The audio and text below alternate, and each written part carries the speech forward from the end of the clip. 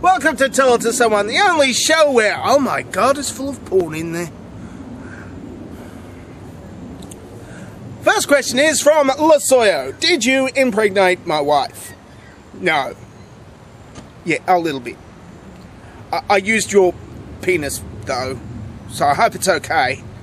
Next question is from the Naked Wombat. If creationists are correct about carnivorous animals being created by Adam and Eve, munching on an apple, does this make them super cool evil villains? No. No, in order to do that, you'd have to go one back. There are non-sentient life forms that, like, for example, the snake, which convinced Eve to convince Adam to eat the apple or the pomegranate. Well, it was a fruit. There were fruit-eating humans and fruit-eating carnivorous animals, and they and those fruit-eating humans and carnivorous animals then started eating meat, like, you know, bacon and stuff. Yeah. So it was, and it's also a lot of other talking non-sentient beings out there in the Bible. For example, a burning plant told Moses about, like, a bunch of commandments, for example. And so any, like, really cool superheroes or villains, whatever, would have to be a very persuasive non-sentient life form. Like this. Talking Pepsi. Give me 10% of your, stuff. All your money. 10%. And, give your women to me. Yes, the guy behind me, he's like my representative when I can't talk. Give it to me now. Yay. And give me money. Like, if you want me to show you the label, like the front of the label. Otherwise, you know, they're not sponsoring, so I'm not going to put the label facing forward. Do it now. I hope you are convinced, and give me 10% of your... Make it 18.5. Waitresses are tipped that much, I think. And otherwise, you know, the pastors that come after me will not tip them anything if I don't ask for 18.5% instead of 10% that most churches like ask for, tithing wise, that is. I'm only doing it for the waiters. Next question is from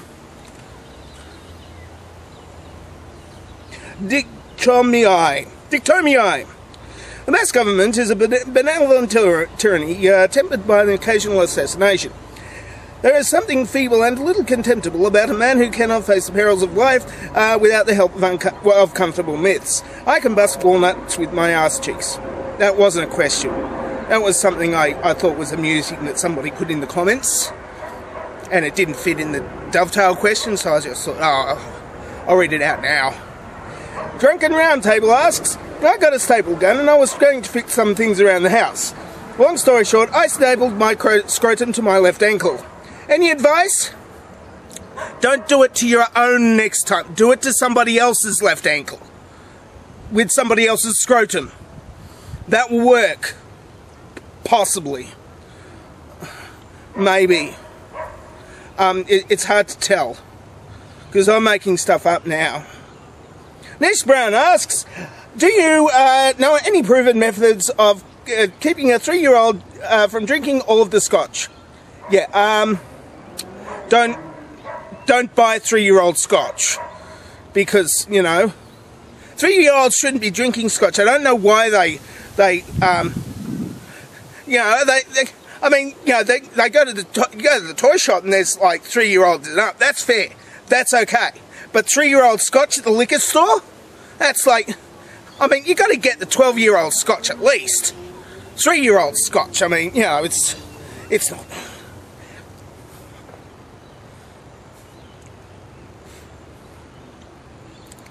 It's big, you know.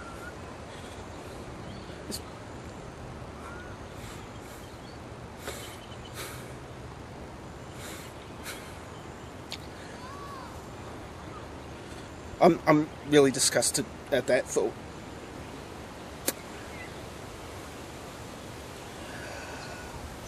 Doubting Bob asks, how come we call pants that we wear a pair of pants and we don't call a shirt a pair of shirts?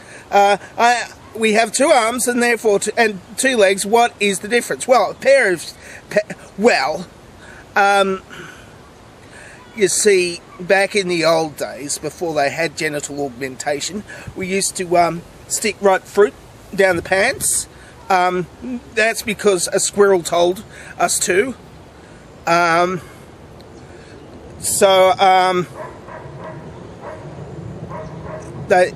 it used to be a pear and pants on top of the pear, or an apple, or a pear is a good shape though.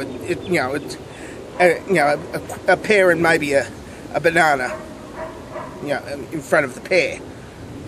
But you know, you wouldn't say a pear, a banana, and some pants because, well, that's.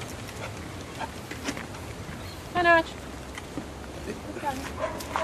This is a high traffic blog. Two people and a dog. Always 2 people and a dog. Next question is from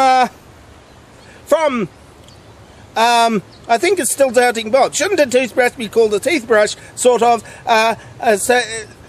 Most of us have more than 1 tooth. That's silly too. Well, yes. Except, only if it was a teeth brush, then you would be brushing all of your teeth at once, and then it would be like this wide, and you couldn't get the whole thing into your mouth, and it would sort of look kind of awkward and a waste of toothpaste. Leonard Euler asks, pound cake or dildos? Why not both? Why not pound the cake with the dildos? That wasn't a good one to go out on.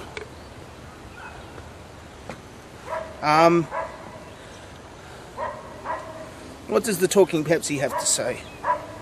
It was good. It was a good episode. I don't even know what voice I was using last time, but this time I'm using this accent here.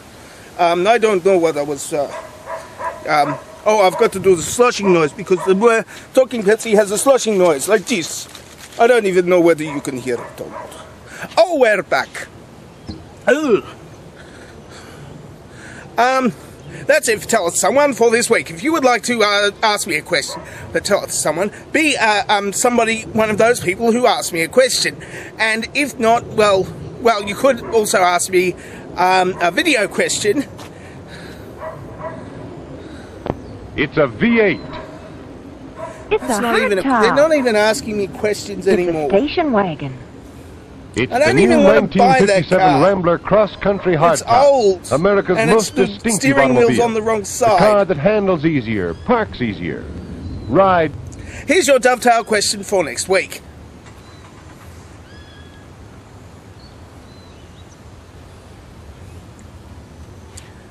I'm dangerously talented and I don't have a cool sign-off.